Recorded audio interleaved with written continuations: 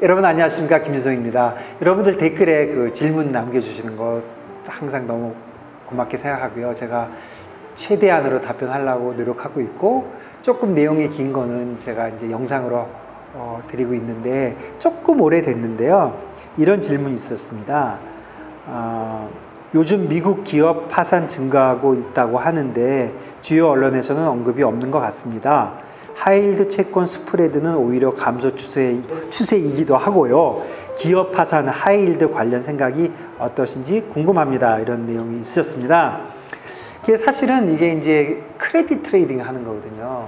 기업의 크레딧이 좋아지고 나빠지고에 따라서 이 채권에 대한 이 스프레드가 늘어나고 줄어들고 하니까. 그래서 사실은 미국 쪽은 그 어떤 회사의 이제 채권 금리를 얘기할 때 절대적으로 뭐 7%다 6%다 이렇게 얘기하지 않고, 뭐 국채나 라이보에 비해서 뭐 라이보 플러스 얼마다, 아니면 뭐 국채 플러스 얼마다, 이런 식으로 얘기하거든요. 그러니까 변동 금리로 이제 빌릴 때는 뭐 라이보 플러스 얼마다, 고정 금리로 구할 때는 국채 플러스 얼마다, 이런 식으로 얘기하거든요. 그러니까 절대 금리가 중요한 게 아니라 리스크가 제로인 국채 금리하고 비교할 때 얼마나 더 리스크 프리미엄을 지금 시장에다가 이렇게 내고 있느냐, 그게 이제 중요하잖아요. 그래서 그런 거를 가지고 이제 뭐 트리플 A, 더블 A 이런 식으로 쭉 만들어서 이렇게 크레딧 시장이 굉장히 발달해 있어요, 사실은. 근데 국내 시장은 뭐 조금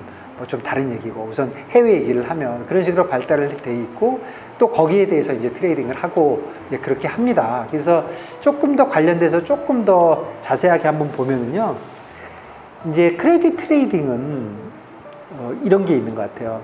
이제 최근의 이슈는 그 각국 중앙은행이 금리를 인상을 하고, 그러다 보니까 약한 고리부터 파산을 할 위험이 증가를 하는 거잖아요. 그래서 미국에서는 뭐 SVB부터 시작을 해서 난리가 난 거고, 뭐 이번 주에 그저께 보면은 미국 은행들 별로 영향 안 받았잖아요.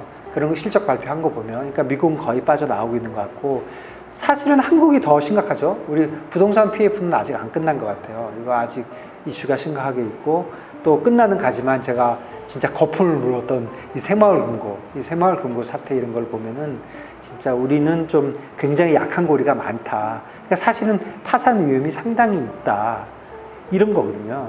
그래서 하이힐드 채권에 대한 스프레드는 이제 기본적으로는 크레딧, 그 회사가 얼마나 좋은지, 그 다음에 두 번째는 유동성, 이걸 나중에 내가 되팔 때 잘 팔리느냐, 이 두 가지가 프라이싱의 관건이거든요. 일단 전체적으로는 이런 그림이라고 보시면 되고요. 그 다음에 지금 말씀해 주신 하이힐드 채권에 관련된 그런 이제 의문이나 관련된 이제 어떻게 파악해야 되느냐, 이런 거를 이제 기업 파산이나 이런 게 매크로에 영향을 줘서 내가 가지고 있는 주식이나 뭐 채권이나 환율이나 이런 쪽으로 이제 생각하시는 방법도 있지만, 그 이제 채권 자체를 트레이딩 하는 거를 생각하신다면 크게 보면 이겁니다. 그러니까 IB 쪽에서 생각하는 거는 이제 트레이딩 크게 에코티와 픽스드 인컴 이렇게 두 개로 나누거든요. 그러니까 픽스드 인컴이라고 하면 채권만 얘기하는 게 아니라 에코티가 아닌 거는 다 픽스드 인컴이라고 얘기를 합니다. 그래서 크게 보면 에코티와 픽스드 인컴. 그래서 IB들은 그 비즈니스 영역을 에코티 부서, 픽스드 인컴 부서, 그 다음에 이제 뭐 M&A 부서, 이렇게 세 개로 나누는 거거든요. M&A 부서는 뭐 캐피탈 마켓 부서, 뭐 이런 식으로. 그래서 크게 이렇게 세 가지로 놓고 본다고 보면은 이제 M&A나 뭐 이쪽 캐피탈 마켓은 조금 프라이머리 마켓이라고 보면은, 이 세컨더리 마켓은 역시 에코티하고 픽스드 인컴으로 달랑 두 개로 나누는 거거든요. 그래서 픽스드 인컴을 보면은 여러분들 많이 들어보듯이 FICC 또는 FRCC라고 많이 얘기하잖아요. 국내 증권사도 정확하게 맞는 말입니다. FX, 인트레스트 레이트, 크레딧, 커머디티. 그래서 FICC 또는 FRCC. 이제 R은 인터레스트 빼고 이제 레이트. 그래서 FRCC라고 했고, 우리가 보통 많이 하는 거는 FX 많이 하고, 이자율 많이 하고, 커머디티를 많이 하지만 크레딧은 거의 못 하잖아요. 크레딧을 못 하는 이유는 뭐 미국은 좀 난데 한국은 크레딧 트레이딩 하기가 굉장히 어려운 거죠.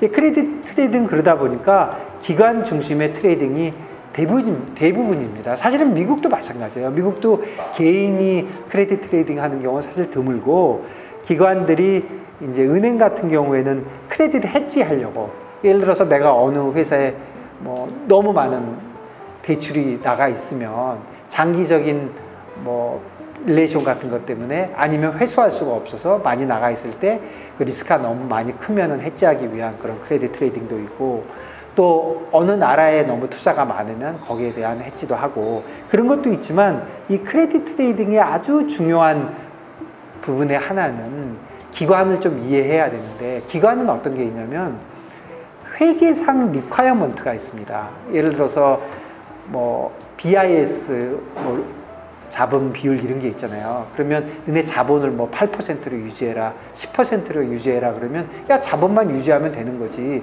이렇게 생각하지만, 리스크가 올라가면 BIS 룰이 나빠지고, BIS 룰이 나빠지면 자본을 더 많이 확충을 해야 되잖아요. 그럼 자본 확충이라는 건, 그러면 너네 유상증자 하면 될 거 아니야. 하지만 유상증자 하면 주주들이 싫어하죠. 물타기가 되니까. 그러니까 보통 하는 방법은 장기로 빌려가지고 자본을 대체할 수 있는 뭐 얼터너티브 캐피탈 같은 걸 많이 하거든요. 그러다 보니까 장기로 빌리려면 단기로는 라이보에 빌릴 걸 뭐 라이보 플러스 200도 주고 300도 주게 되거든요. 그러니까 이런 회계적인 리스크의 계산 방법이 그냥 리스크가 올라갔다는 계산이 아니라 실제로 돈입니다. 그 자체로 현금이 들어가는 거예요. 여러분들 가끔 국채가 마이너스 나는 거 많이 보시지 않습니까? 코로나 이전에 분트 같은 거, 독일 국채는 마이너스 뭐 60도 가고 그러잖아요. 미국 국채도 툭 하면 마이너스 가잖아요. 사실 생각해보면 말이 안 되는 거죠. 누가 아무리 정부라 하더라도 누구한테 돈을 빌려주고 이자도 내가 줘요?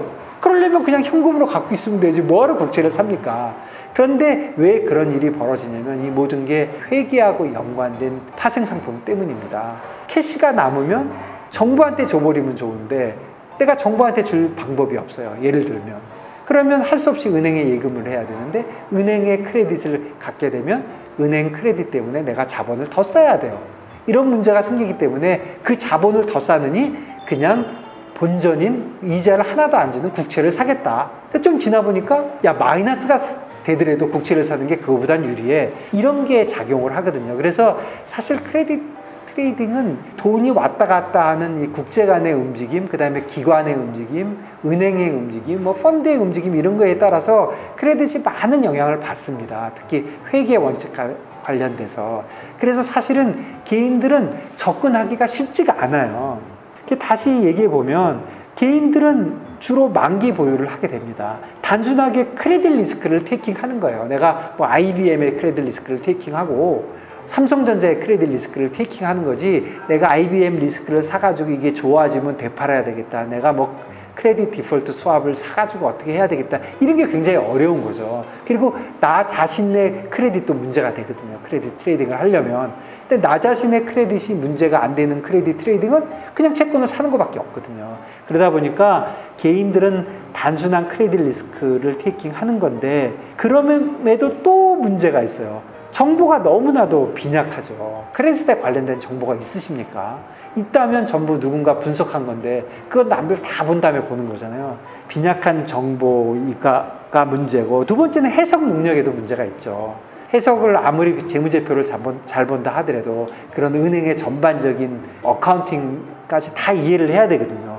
그 해석 능력에도 문제가 있고, 그 다음에 크레딧 리스크를 테이킹하는 이 크레딧 테이킹은 수수료가 상당합니다. 뭐 국채 사는 거하고 국채 퓨처 사는 거하고는 달라요. 실제로 사다 보면은 브로커피 같은 게 너무 많이 들고, 그리고 국내 시장을 보면 뭐 더 한심한 거죠. 구조적인 문제도 있고 유동성 문제도 있어가지고 뭐 우리 등급별로 뭐 이렇게 딱딱 나온 게 아니거든요. 그러니까 뭐 문제가 많고, 또 주가 연계 증권 있잖아요. 뭐 CB, BW 이런 거는 뭐 진짜 더 한심합니다. 이게 처음부터 발행된 이유가 대주주가 물타기 하기 위해서 뭐 BW 발행해서 자기들끼리 뭐 경영권 방어하기 위해서, 이런 문제도 많이 있기 때문에 그야말로 국내 크레딧 시장은 진짜 복마전이라고 할까? 전혀 이론적으로 되지 않기 때문에, 결론만 얘기하면 크레딧 리스크에 따른 합당한 보상을 받아야 되잖아요. 내가 크레딧을 테이크하면.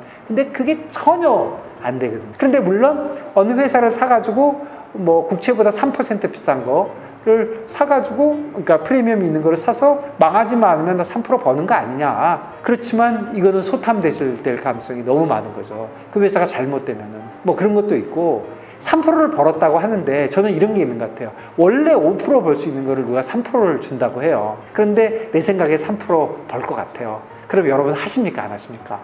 뭐 안 하는 것보다는 하는 게 낫죠. 3%가 남으니까. 그렇게 생각할 수 있는데 저는 뭐 트레이더를 오래 해서 그런지 전 절대 안 합니다. 시장이 5%인데 나한테 3%만 주는 거 나는 진짜 못하겠어요. 내가 100% 이게 뭐 번다고 하더라도. 근데 세상에 100% 버는 게 어디 있습니까? 다 시장에 있는 건데. 그래서 실제로 크레딧 트레이딩은 개인들이 하기 굉장히 어렵고 국내에 있는 개인들은 진짜 하기가 거의 불가능한 수준에 있다. 물론 앞으로 시장이 좀 발달은 하겠지만 아직까지는 그런 지경에 있다. 일단 이렇게 답변을 드립니다.